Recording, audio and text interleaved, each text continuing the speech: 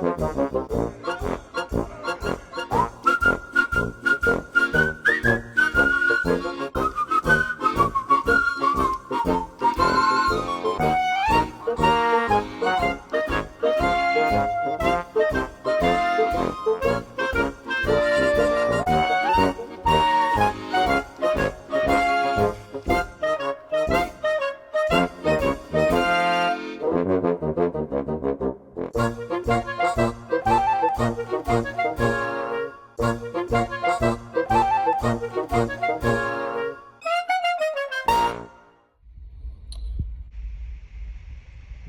hello and welcome back to another episode of Boys and Our Toys. Today I wanted to talk a little bit about scaling. Scaling in vehicles. Trying to find the right vehicles for the right scale of figures. And I know lately I've been watching a lot of videos of people modifying vehicles to fit the different scales of figures. Especially for some figure lines that maybe don't have great vehicles or a lot of vehicles or big selection of vehicles like Classifieds or Marvel Legends. So I'm going to talk a little bit about it today and maybe talk a little bit about my philosophy on how you don't really have to break the bank and spend all your money to to do some stuff, do some staging, and set up your shelves. All right, so right here in front of me I have just kind of the basic scales that I think are pretty much the majority of the action figure scales nowadays. Obviously this doesn't represent a fraction of all the different toy lines that you can buy, but generally when you buy action figures, they're at a 6-inch scale, which is this Marvel Legends figure here. There's a 7-inch scale. I believe this is a Marvel Selects figure, but you'll also find a lot of your McFarlane figures. Some of your larger scale figures are about 7-inch scale. Then you have your 5-inch or 5.5-inch scale. This is a IDW Michelangelo figure. And then we have our 3 3/4-inch scale, which is just a traditional action figure scale. If you were born in the 80s or early 90s, this is that 3 3/4-inch figure size. You got that with a lot of your G.I. Joes, your Star Wars action figures from those times. And all of these different scales need different things in order to, have vehicles and make scenes and dioramas and stuff. And I've been watching a lot of these videos, and I think a lot of them are awesome. I think there are some hugely talented people out there who can convert and modify stuff. And I also do that, but on a much smaller scale. And I'm going to talk about it. All right, here we go. All right, so there's lots of different ways you can go about attacking this problem. I recently saw some videos. One in particular that stuck with me was from Articulated Ninja. Great YouTube channel, awesome tutorials on how to do a lot of this stuff. He did a video on a mech suit that he found at Dollar General, and the mech suit was $15, I think. Came with a little military figure. And the mech suit, and the mech suit had sounds and lights and stuff.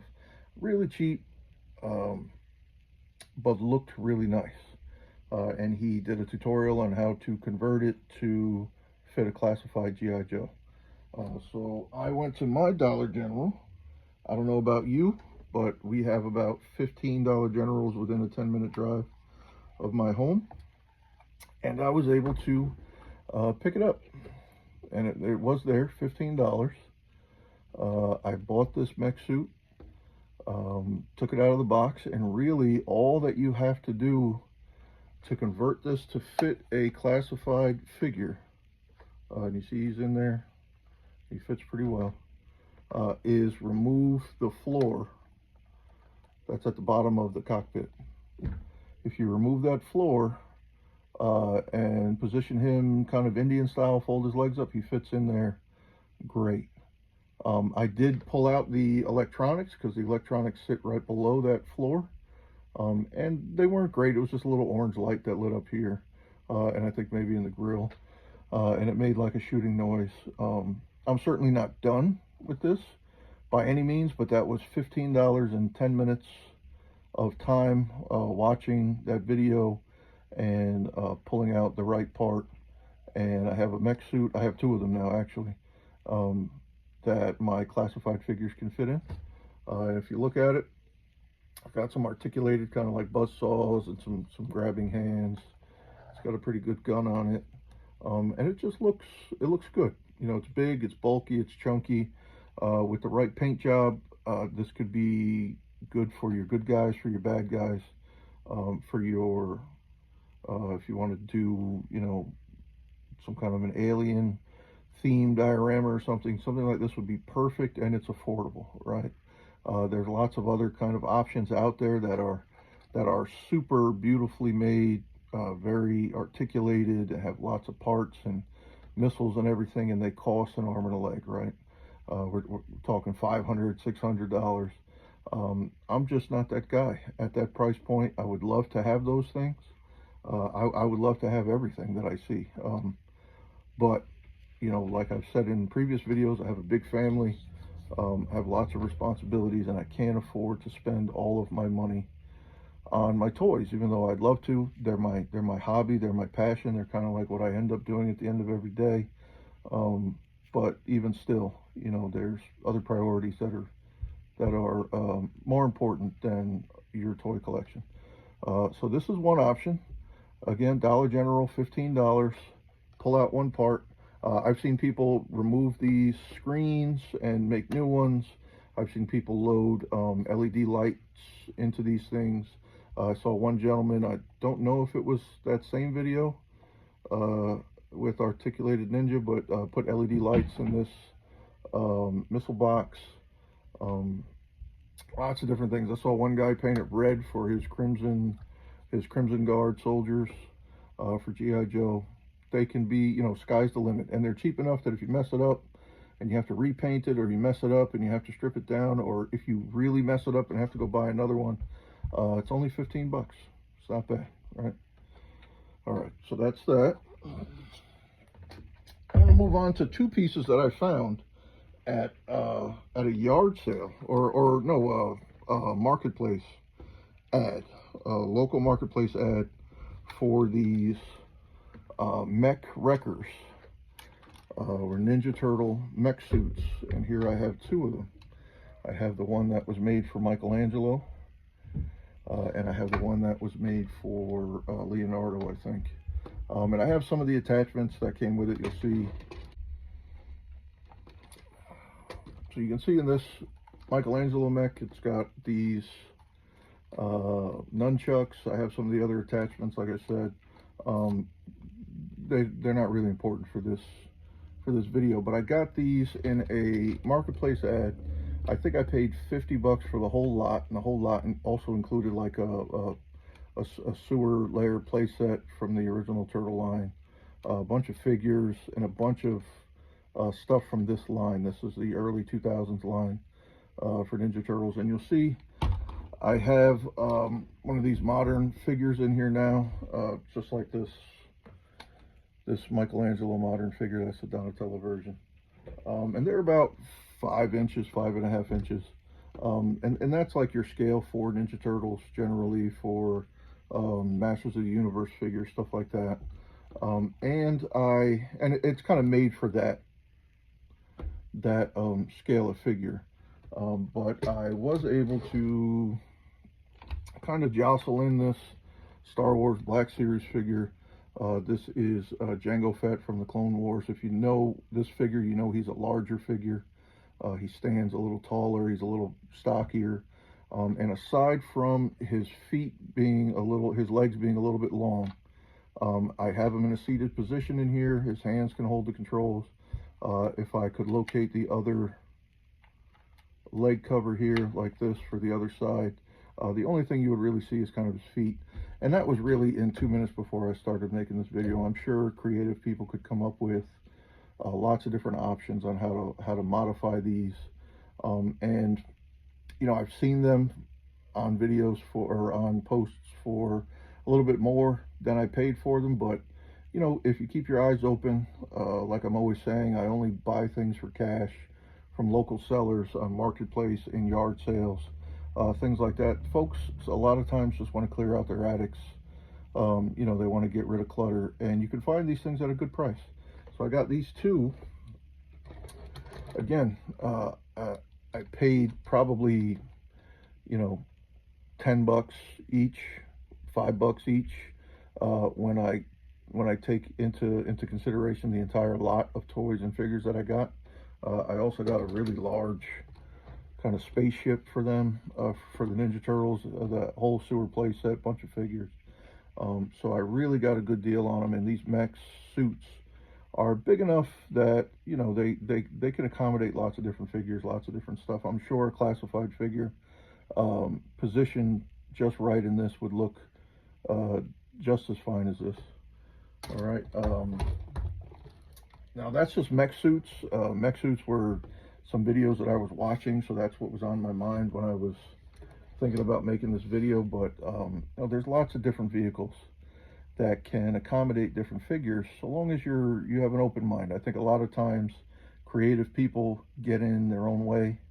You know, we want things to be perfect, we want things to look perfect, we want things to be meant for what we're doing, and sometimes you have to kind of just think out of the box. You know, you have to really just kind of consider what could be is better than not having, right? So I have a motorcycle from that same turtle line. You see I have Marvel Legends Agent Jimmy Woo here driving the motorcycle, and I have our classified Baroness shooting off the back. Jimmy Woo is saving her from something terrible, I'm sure.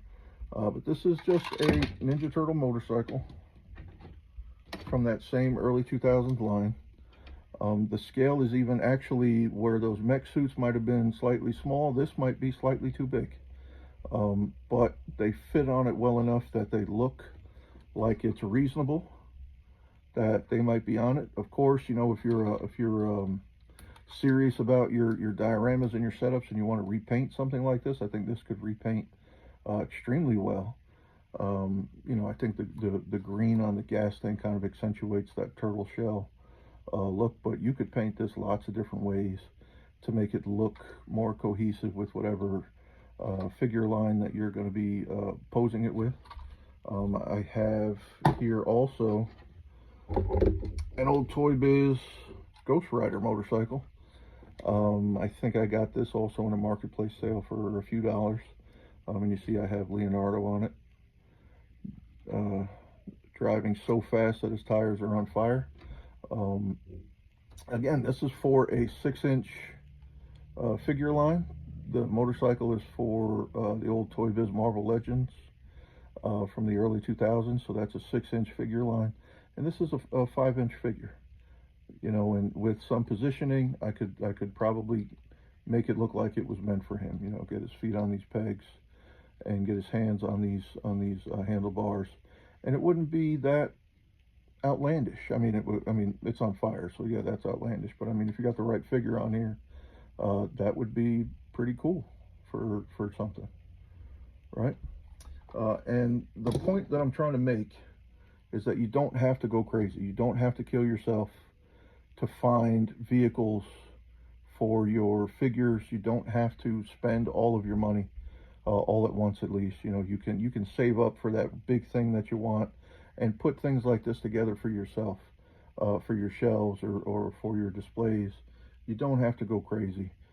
I have a what I think is a large toy collection, but I've been collecting for 30 years. You know, I've been collecting since I was a younger kid, probably longer than 30 years.